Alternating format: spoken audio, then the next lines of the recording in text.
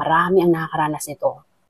Ang UTI ay nangyayari kapag nagkakaroon ng irritation or inflammation sa urinary tract.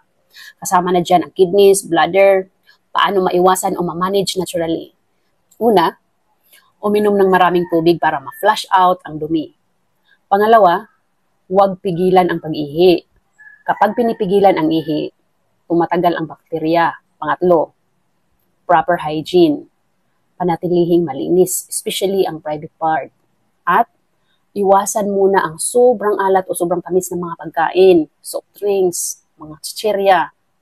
Top 5, herbal remedy. Una, balbas pusa o cat's whiskers. Kulay puti ang bulaklak na parang biguti ng pusa. Traditional na ginagamit pang support sa kidney at urinary system. Pwede gawing tea, pinapakuluan ang dahon, tangkay, kasama ang ugat. Iniinom ito. Pangalawa, paragis o ghost grass, kilala sa detox o cleansing tea, nakakatulong para sa maayos na daloy ng ihi, pwede gawing tsaa. Pangatlo, pugon grass, matagal nang ginagamit bilang natural diuretic, nakakatulong para tuloy-tuloy ang paglabas ng ihi, bakterya at infeksyon.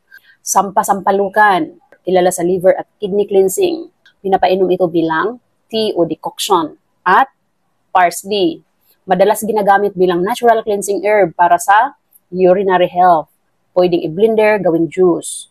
Disclaimer, ang video na ito ay for educational and informational purposes only. Lahat ng herbal at natural practices na nabanggit ay traditional use at hindi kapalit ng professional medical advice treatment. Mas maganda at makakabuti na magpatingin sa mga doktor. Kung gusto niyo ng ganitong topic about natural remedies, herbal remedies, comment lang kayo sa baba.